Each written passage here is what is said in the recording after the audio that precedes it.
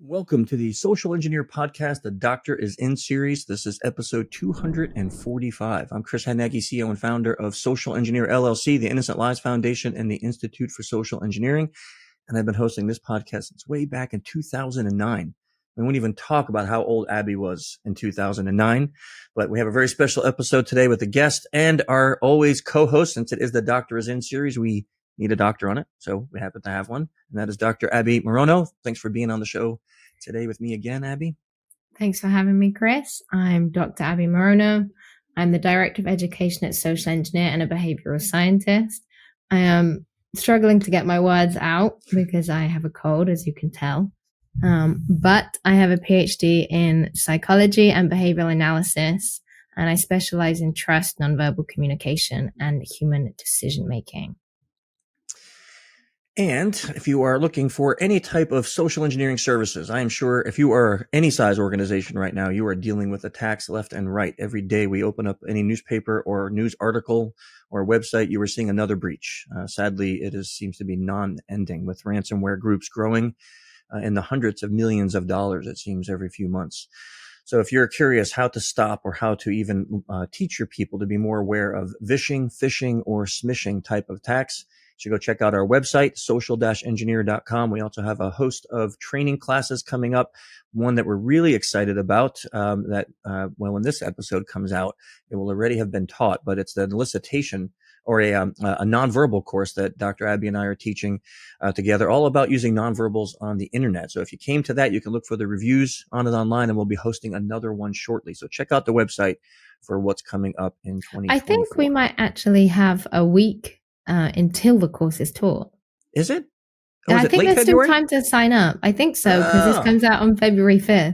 So listen to Abbie, not to me, right? I mean, that's what I suggest. That's exactly how we go through this company. That's always how we go through it. I say things and then I get corrected, and that's just the way it works. It's always good. Okay, well then you have a week, so you should sign up for that right now. Okay, that'd be great. Do that. Then you get to hang out with Abbie and I, and that will be fun. And if you like the topic of social engineering, you should join our Slack channel. Right now, we have over 1,500 people in there every day. We're talking about all the different aspects of social engineering. It is a family-friendly legal channel. So if that sounds like something you are into, then you should join us. We have people even who found jobs there. We have a job board. We have about 10 people so far who have been connected with companies that are looking for people in the InfoSec community. So jump on in, and you can find the link in the show notes. If not, you can hit up Abbie or I on LinkedIn, and we'll get you connected there. I also want to invite everyone to go check out innocentlivesfoundation.org. If you're not familiar with that nonprofit, it's about 6.5 years old now. And it was started to help law enforcement geolocate people who traffic children or create child abuse material. Both Abbie and I volunteer for the organization, and I've been a part of it since it started. And I'm proud to say we have over 510 cases now turned into law enforcement.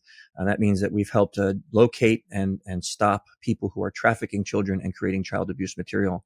If you want information on that, you can check out the website. Abbie has a wonderful column that she writes that is helping people who have been victims of these things, and maybe even parents or caregivers who want more information on how they can talk to their children about this very difficult topic. If you want to support us, you can join the team as a volunteer, or you can support us through donations. So we invite you to go check out the website, innocentlivesfoundation.org. And if you like the music in this podcast, it is none other than the best rock and roll band on earth, Clutch. They have let us use their music for the podcast. We love them. Those guys, Neil actually helped me start the Innocent Lives Foundation as the lead singer of the band. So they're huge fans of ILF, and we're huge fans of them. So go check them out. If you like the topic for today's podcast, give us a thumbs up or a like, and keep giving us your comments and suggestions for future episodes. Abbie and I love that, and we do take your suggestions, and we make the episodes really based on that. So Abbie, before we introduce our guest, can you tell me what is the topic that we decided to go for today? So we're going to be going around topics of trust, human behavior, and specifically oxytocin. Beautiful. And if you hear that word, then you might know, because we had this guest on the show. If you can't believe this, I can't believe it's 2013, episode 44. And here we are on episode 245. That's 201 episodes ago. That really kind of blows my mind. But Dr. Paul Zak is a university professor at Claremont Graduate University. He's in the top 0.3%. I had to read that a couple times to get that right, of most cited scientists. Paul's 2 decades of research extending the boundaries of behavioral neuroscience have taken him from the Pentagon to Fortune 50 boardrooms, all the way to the rainforest of Papua New Guinea. His most recent book, Immersion, which, by the way, we're going to talk a lot about that today. You definitely want to pick this one up. The Science of Extraordinary and the Source of Happiness. Besides his academic appointment, he's a 4-time tech entrepreneur. In 2017, he founded Immersion Neuroscience, a software platform that allows anyone to measure what the brain loves in real time. And that is used to improve outcomes in entertainment, education, advertising, and emotional health. He's a regular TED speaker. He's appeared on Good Morning America, Dr. Phil, Fox and Friends, ABC Evening News, and his work has been reported in the New York Times, Wall Street Journal, USA Today, Time, The Economist, Scientific America, Fast Company, Forbes, and the list can literally just keep going on because he has really been cited. Paul, it is so great to have you back on the show. Thanks for being with us here today. Thank you, Chris. Hi, Abbie.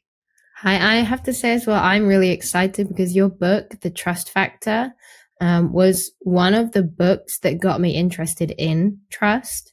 I did my PhD specialized in cooperation, and it was one of the books at the time that was kind of the push out of forensics into more positive psych.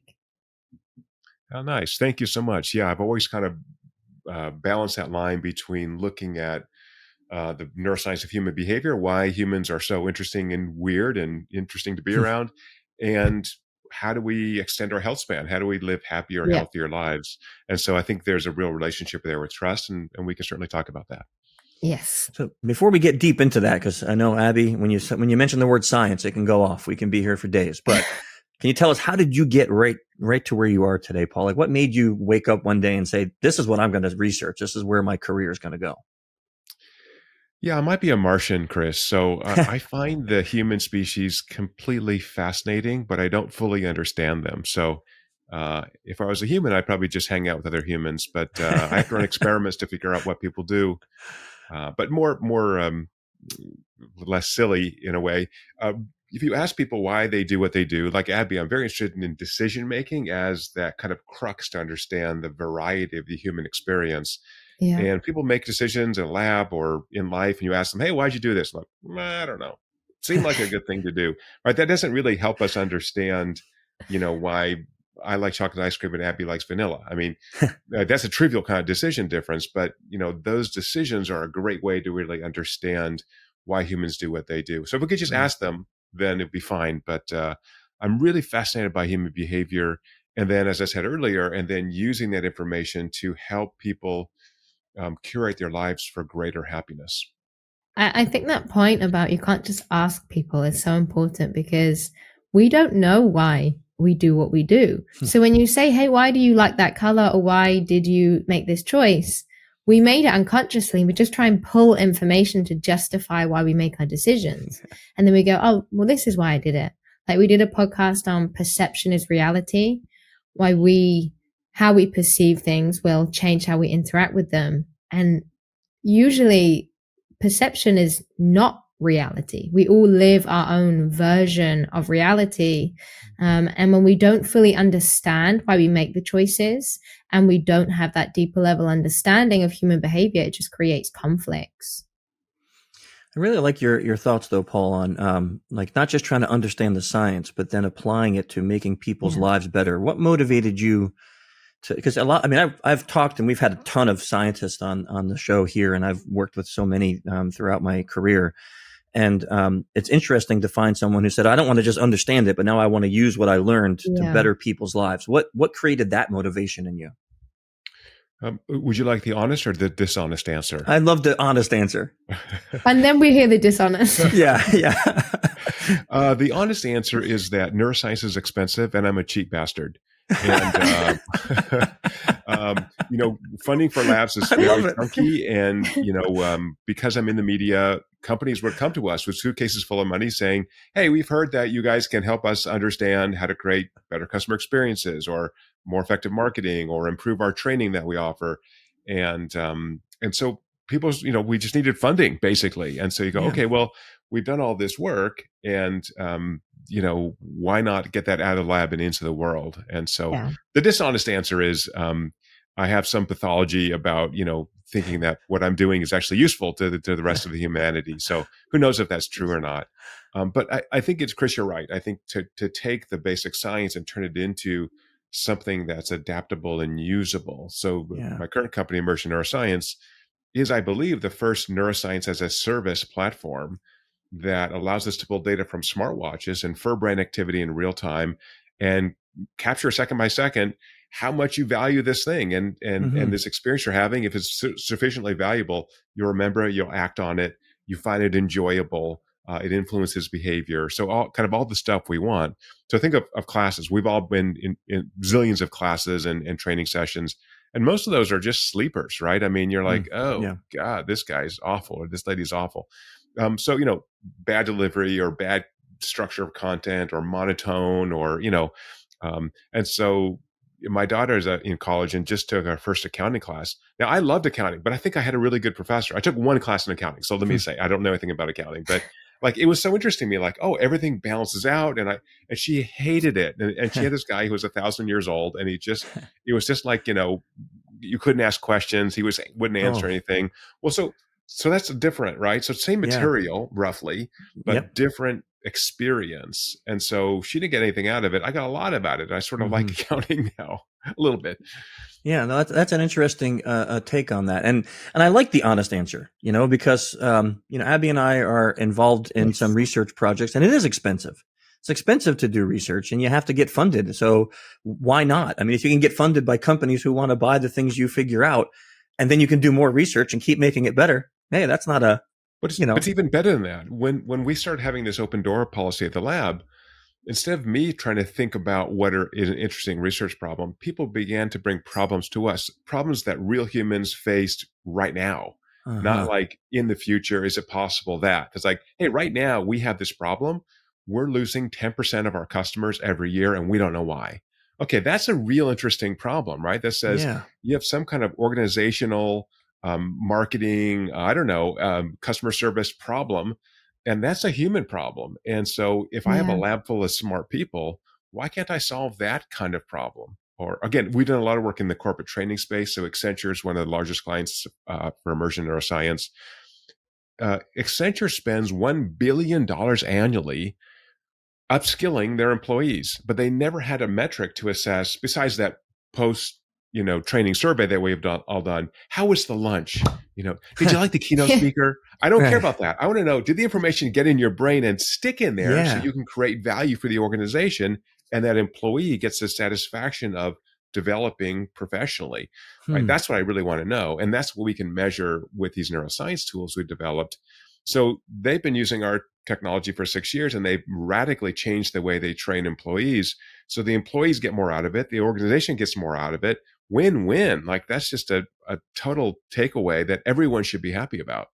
Yeah. And in science, we love theory. And I have to admit, I love theory. I love the why. I'm the same as you. I'm curious. I love not understanding, because it's the chase to understand. And that's what made me become a researcher, where there's things that have an answer. We just haven't yet discovered the answer. So it's the chase to discover, and it's fun. So the question of why is that theory? So as scientists, they're so keen on theory and these big questions, but often it doesn't translate so much into practice. And we see that a lot in social engineering. That's one of the biggest things we see in social engineering, that the research isn't translating into practice. So great, we understand human vulnerability to a degree, but we don't understand what to do about it.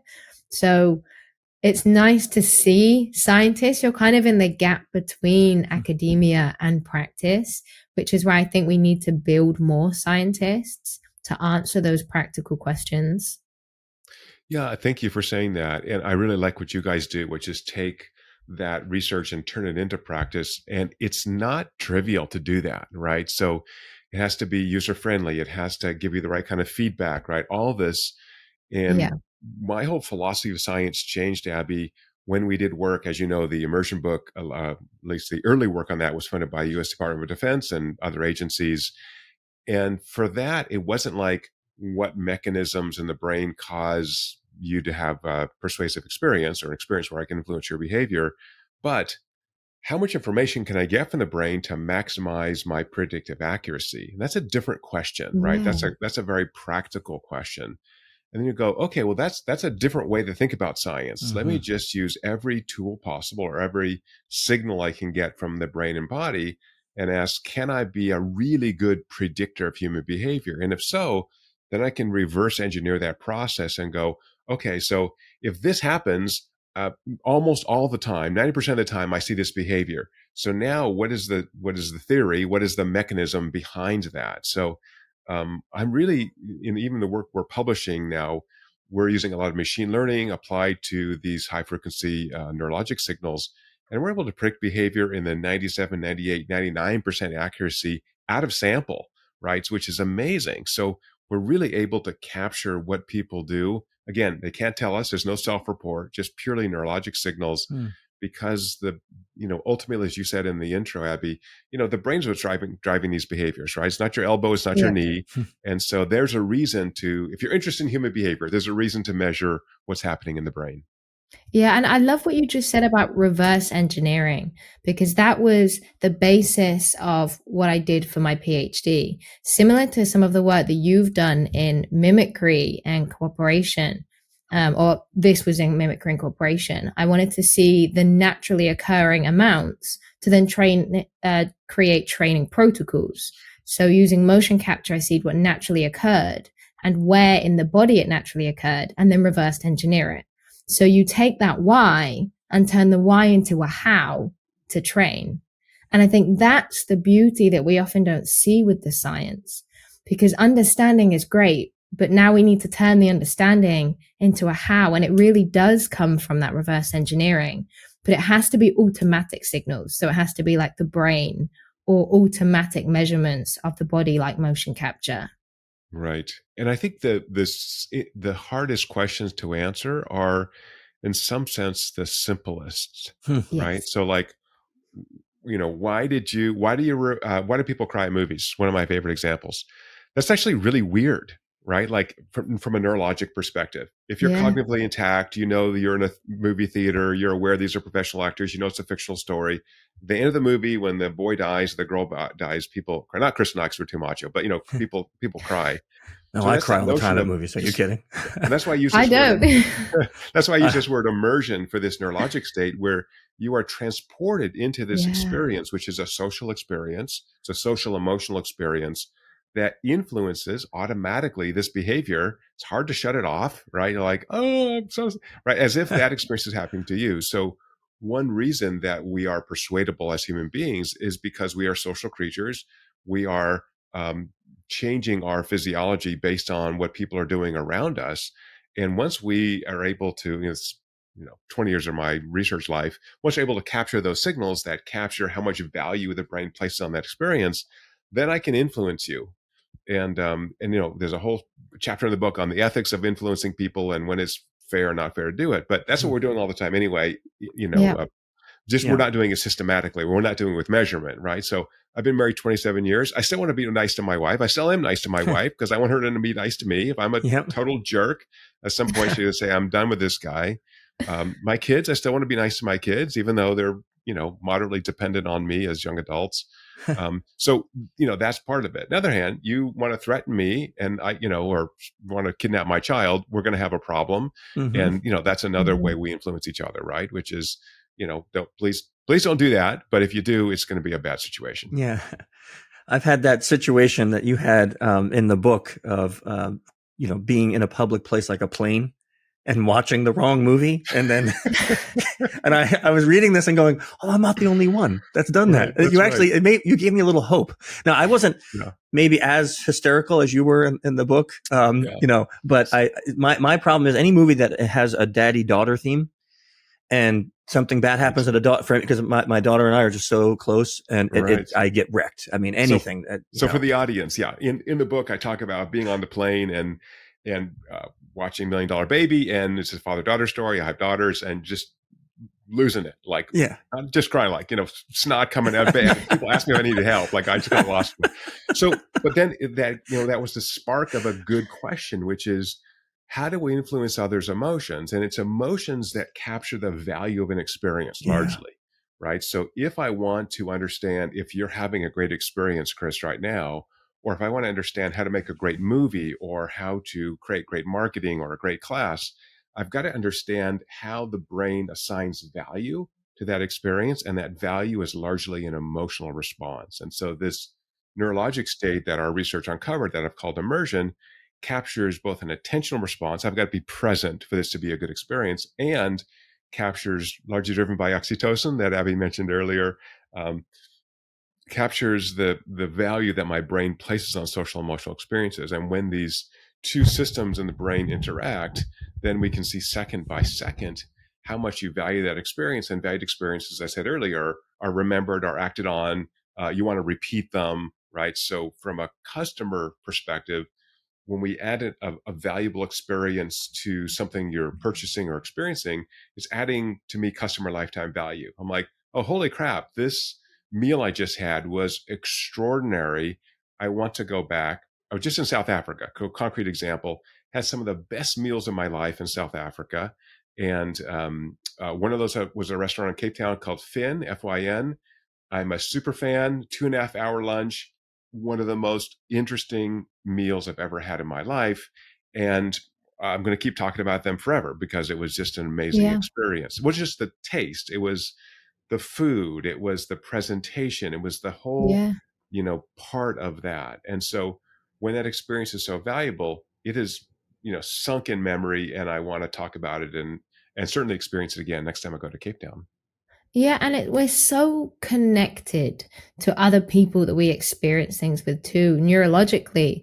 Like there was the research showing that not only when we see someone have an emotion, do the same parts of our brain become active, but our brain will create action potentials in our muscles to move in the same way. So when we mirror someone or we see someone move, our body readies ourselves to move in the same way. So we are so deeply neurologically connected with people around us. And when you ask people, are we a selfish species? Everybody's like, yes.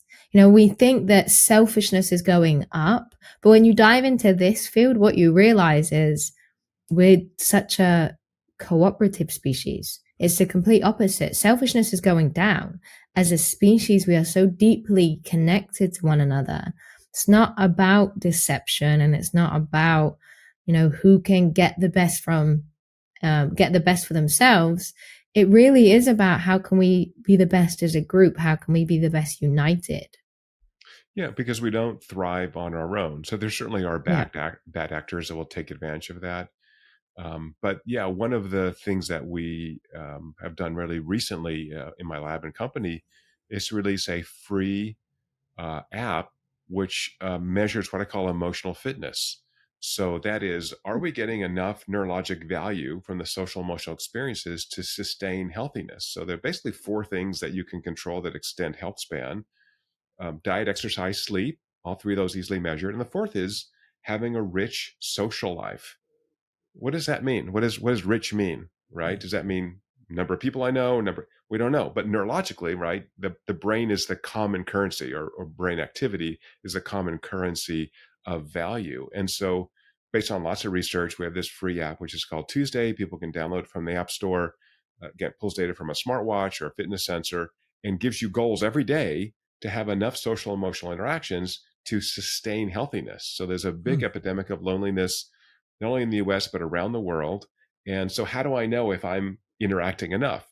Measurement, right? And once I have measurement, then I can build up my emotional fitness so that when life inevitably, kicks me in the gut, I've built up that buffer where I have people I can call on.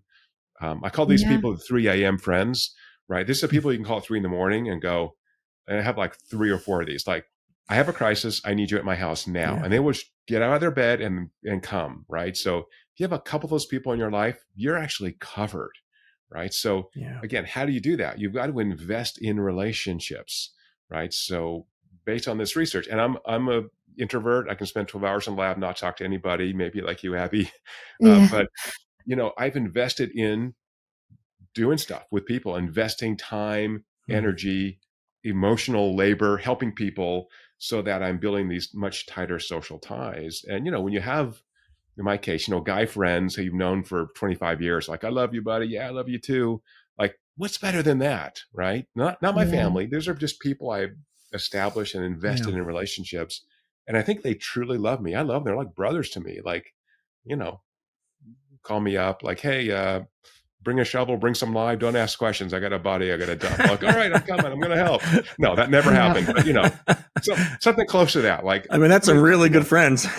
Yeah, I mean, I think everybody, like you said, needs one. And it doesn't matter distance, time, and it's usually the friends that you see least often.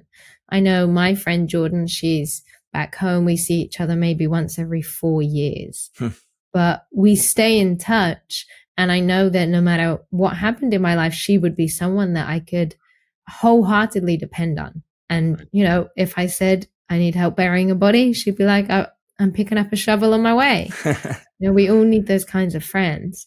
And this is kind of a controversial topic, but I think this is where the beauty of the literature on emotional support animals comes in. It's a big thing here in the US, but we do have a similar oxytocin response to animals as we do to humans. Like the research on dogs, there was a study in 2015, I think, that showed when dogs are given more oxytocin, they look at their owners more. But without the humans being given oxytocin, the owners released more oxytocin when the dogs had it, because we are connected to our pets in that way. And I just thought that was such a beautiful study. So we've done actually work on animal human relationships. I think actually better than that study, honestly. So we asked a couple questions. One is, so it's not surprising that we are attached to our own animals. The question is, if you take a random dog or cat, do you release oxytocin? And the answer is no, with a caveat. And the second is, if you interact with an animal, are you nicer to the other humans? Because I'm a human guy, right? I'm fascinated by the humans. So what we found is that if you interact with a nice random dog or cat, you don't consistently release oxytocin unless, so again, for the listeners, oxytocin is this index neurochemical that tells us about the level of attachment. So more oxytocin, stronger attachment to that person, animal, whatever it is. But if you owned 3 animals or more in your lifetime and you played with any old dog, you release oxytocin. And the more animals you owned in your life, the more oxytocin you released. So either the animals are training us to be better connectors, or there's a selection bias. People who are just warm and connectors get more pets. So we don't know for sure. I think it's the first one, probably. The animals are training us. And second, this only worked for dogs, not for cats, not surprisingly. And when dogs are also better stress relievers than cats. And when humans were less stressed, they were nicer to the other humans and objective, sharing the money kind of tasks. So then to finish that thought, Abbie, we also did a program for the BBC, which you can find online if you just search it, in which they asked us to flip the script and ask, which is the better pet, dog or cat?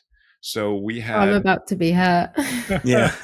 No question what the answer is going to be. So we had people bring in their pets, and we actually took blood draws before and after the pets play with their humans for 10 minutes to see which animal attached more to your humans. And we found an average 57.5% increase in oxytocin in dogs. In cats, it was 12%, so it's not zero, but dogs more strongly attached. I'm surprised it was 12%. I'm surprised it was even that high. I mean, cats are terrible creatures. I think some cats are more loving than others. They are. But also some dogs are more, attaching than others as well. So Abbie has a cat that literally jumps up on her and hugs her. Like she does have a cat that is not normal. My son has a cat and its middle name is Lucifer because it just destroys everything and it hates anything that walks. So it's her semi-domestic, but it just tells us that we as humans have this unusual behavior, which is we attach so rapidly to other humans, to other species, or bring them into our house. I have a rescue dog that ran into my garage. We just kept it, and it just adapted to the family. It's been here 12 years. So that's odd behavior, but it tells us how social we are. And then to come back to my earlier point, that we need those social connections to stay healthy. If we don't have them, we're not going to be healthy. Now, here's the question for you and Chris, Abbie. If I have those strong social connections, I have these strongly immersive experiences, then I'm also open to being deceived. I'm open to being manipulated. So how do you guys think that people put a brake on, oh, I love this person, but or I care about this person, and maybe they're taking advantage of me? Yeah, that is a fantastic question. And it's one that we really struggle with, because if you look at the trust default theory, we trust by default. When we meet someone, we assume that they are trustworthy unless given a reason to otherwise assume not. So unless trusting them will impede on our goals, or we have a reason to believe that they are deceptive, we do default to trust.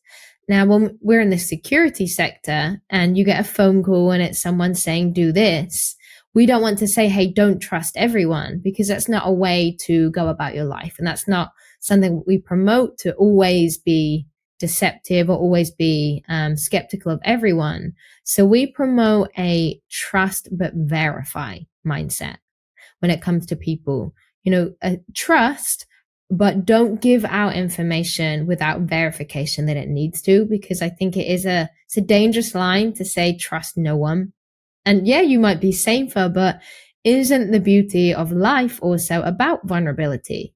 That's how you have your richest experiences, because trust is risking being vulnerable. And where vulnerability comes in, exploitation can happen. So there will always be a risk. So when it comes to security, trust but verify is our best policy, or my personal best policy. I also try to tell people, I think awareness is a big thing. Like, you can't possibly protect against something you don't know exists. So people have to be educated on, like, let's say for our business, like, what is phishing? What is vishing? What is smishing? What is a scam? What is a romance scam? What is a con? And then once you know that, like, the advice I always give to either younger folks or older folks is that anytime a request is being made of you where strong emotion is involved, that's a great time to pause and try to get some critical thought. And even if that means asking a friend or a family member, hey, I'm being asked, I fell in love with this guy on the internet and he wants to come visit me, but he's from Poland and he can't afford the ticket. And he tells me it's going to be $5,000 and I really want to see him. Like, what does this sound like to you? And get some advice from somebody. And I say, even as hard as that's going to be, you got to have that one, like you said, that one trusted friend that you can call, that won't call you an idiot, that will just say, oh, I'm so glad you asked. No, don't send that guy money, right? Kind of thing. Right. That's usually the advice I try to give to people with that, because there's no technology that's going to save from that. But I bet you have an answer from neuroscience on how we cannot be conned. Right. So one of the factors is to slow down decisions. So it's an important decision. The brain consolidates information. So we have all these data streams and they end up in the prefrontal cortex, which we call the executive center of the brain.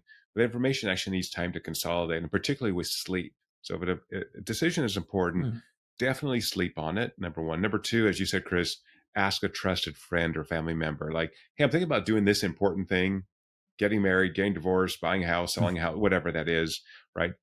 There's no rush, right? This is not a crisis. If you're being rushed, then it's probably not a good decision to make. You may be being deceived. So just slow it down.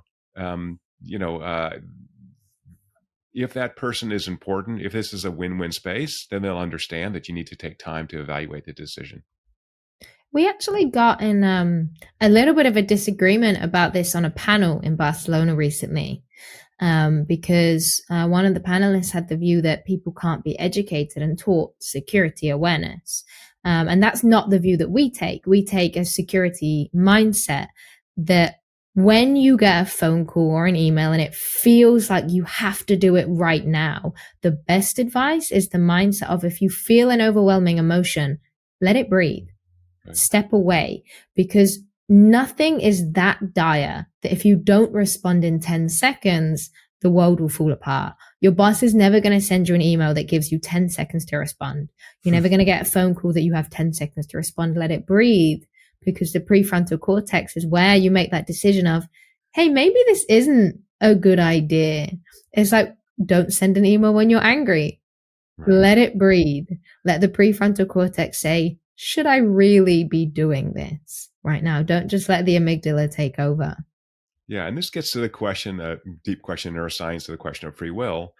And I think the consensus view in neuroscience is that we don't have free will, but we do have free won't, right? So again, my brain's processing Ah, this and I'm going to tell some kind of story about why I did A or B, but I can suppress that with my prefrontal cortex, right? I can just say no or hold or wait, right? So even though yeah. you may feel a very strong impulse, so in my language, it's a highly immersive experience. You're emotionally connected to this. You're super excited about it. Your brain says, this is so valuable. This is so important. If it's important, if it's not, if it's a class, if it's a movie, run with it. Who cares? It's great. It's fun. If it's something important, you want to slow that down and go, okay, I want to really evaluate this. So the brain is a cost benefit calculator because it's trying to save energy and help that organism survive, but it's a biased cost benefit Yeah. calculator. So we've done studies where we infuse synthetic oxytocin or testosterone or lots of other pharmaceuticals, and we can change that cost benefit calculation really quickly. I mean, it's not hard at all. So even something like showing you a highly emotional video radically it changes people's behavior because we've changed brain activity. So because your brain's working at millisecond frequency, for listeners, slow it down. Let all that information get consolidated. The brain's working at millisecond frequency, but it takes a couple of seconds at least to consolidate information to the prefrontal cortex. And to really put that in context takes hours, weeks, certainly overnight. I think this topic makes a lot of people uncomfortable when they realize how in charge the brain is. Like before we do an action, the brain sends a signal to say, do this action. It's like, are we just hosts of the brain? And I read in your book about personality, and I didn't know this. You said it's 50% decided genetically, and then the other 50% is all you. Now that, when you think about, like, say, people that have, undesirable parents can be really frightening, but you still have 50% control. Exactly. And I think that, like the panel you were on, it's sort of sad that whoever this panelist was thinks humans are not adapting to their environment and can't improve their lives and learning to get better. So yeah, we have a lot of control, and even things like back to happiness and long-term life satisfaction and health span. There's a lot you can control. So I Mhm. don't think people should be depressed that the brain's running the show in the background, right? 99% of brain activity is unconscious. That's okay. You don't want to think about breathing and making your heart beat. That was taken away from doing fun, interesting, cool stuff. So, enjoy it, right? We're only here on the planet for whatever, 80, 90 years. You better enjoy your life. And it's biodirectional too. So it's like our thoughts can change our brain patterns. And, if we think and we change our mindset, for example, take the typical example of a growth versus fixed mindset, we have a huge amount of control. And there's so many studies showing just about how we think about something will change our biological reaction to it. Like one of my favorite studies is one where they had yogurts, and one was labeled full fat, one was labeled low fat, and then people drank them, and they had a different ghrelin response, Right. because what we expect psychologically can change the biology. So just because something is set biologically doesn't mean we have no control over it whatsoever. Yeah, I mean, that's a great example of influence, right? That we're constantly, Yeah. our brain's adapting. Oh, if it's full fat, it must be more delicious because that's our experience, or at least our cognitive understanding of that, which again leads open to deception. I could lie and say that this Yeah. fat-free or high-fat yogurt, whatever. Um, yeah, so I think we should be careful. I think when we talk about personal relationships, uh, if we're lying to people to protect their feelings or whatever, at some point, it's going to kind of blow Mhm. back in your face, right? So I think really being yourself, being genuine. I can't think of anything more caring, loving than just being honest with people. I mean, sometimes it means you hurt their feelings. I mean, not, do I look fat in this dress? I know the answer to that Yeah. question, but like, do you think I should do this thing? I had a friend, I think this might be in the book actually. I had this friend who was a professor and he wanted to run for Congress. I think kind of a midlife crisis. Same as Mhm. Sean. Sean, if you're listening, I love you. And all his friends said, yeah, you should definitely run. I'm like, why would you do that? You have a very good career. You make a lot of money. Yeah. You're one of the best-selling textbook authors. Someone with an open mic, you say something out of context and your whole income could go away, right? And so later on, and he did run for Congress against my advice, didn't get elected. But he's a dear, dear friend. And I thought, well, I think it's a terrible idea. Like, well, first of all, Mm-hmm. whatever, 400 some Congress people, you'll have no impact. You'd be a junior congressperson. Maybe you feel good about your life, but honestly, I don't think politicians do anything useful at all anymore. It's just good luck. So, but anyway, I was concerned about him, not about me. It has nothing to do with me, but like, Yeah. I think you have a lot at risk and little to gain. And anyway, so I think that's the kind of fair, loving approach. Well, we're bound unto love. This is the only podcast we've talked about love, Abbie, right? Yeah, I think so. And actually, when you were talking about those simple questions, the first question that came into my head is the simplest question is, what is love? But Right. it's the most complex question. And again, most of it is neurological, but that's not an answer that will appease most people. They don't want to think of love as a chemical or neurochemical reaction. They want to think of it as something that is a lot more special and unique rather than just a brain reaction. So what would your answer to what is love be? So I'm going to change your premise, your questions a little bit. I don't just a brain reaction. I don't want to put that just in there. Your Okay. brain is saying, this is valuable to me. This person, this experience is valuable. So I'm going to put a lot of metabolic energy into this experience. So this immersion state that Mm-hmm. my research uncovered that seems to capture the value of social emotional experiences is highest around people we love, right? So the brain is investing all this metabolic energy to sustain the experience we're having of being in love Yeah. and the sort of crystallization of that love, which is strong long-term attachment.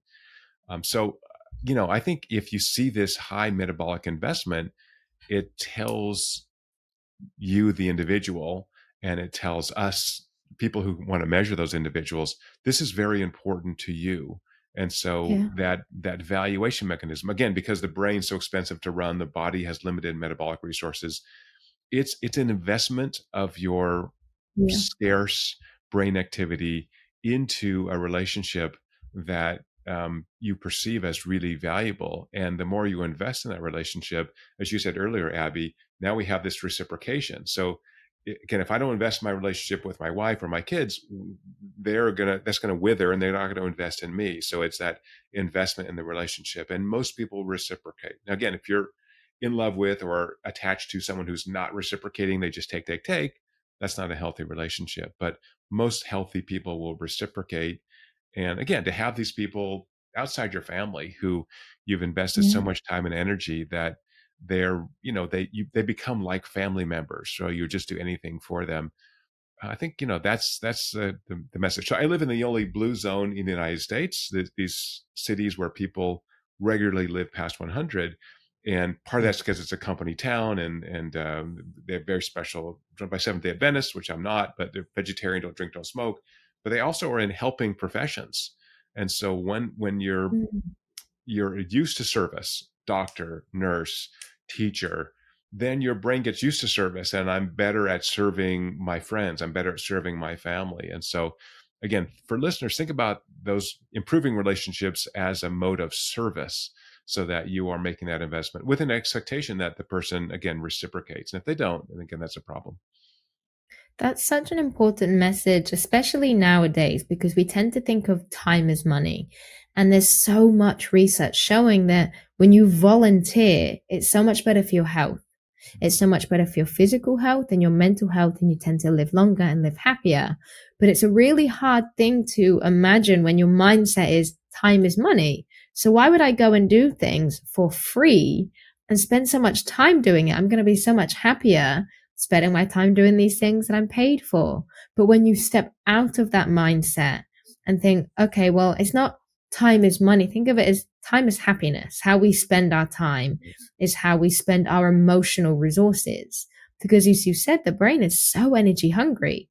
20% of our energy it takes up, yet 2% of our body weight. So it doesn't spend energy frivolously. Listen to what your emotions are telling you, because the brain is sending you that information and say, listen to me. And when we listen to that and when we actually look at how the brain works, step away from that time is money mindset and help people, and you do live a longer, happier life. Which is the key, right? So Yep. I think, part of it is lack of measurement, right? Because we're not able to measure exactly what we're doing. And so I've been measuring my brain right now. So this is my immersion in this experience we're having. That smile means I'm getting more value from talking to It you just guys. went up by 5. It went up, yeah. And the background is it went down. fall. The background is my psychological safety. I'm in fall. I'm a little bit stressed because I'm expending energy. But look at that, 77 out of 100. So I'm getting a lot of value from this experience because it's a social, emotional experience. And so by having this free app, which we chose as a company to give it away for free. Now, companies pay for it, health insurers, corporate wellness programs, to get anonymized data to make sure their employees or insureds are emotionally healthy.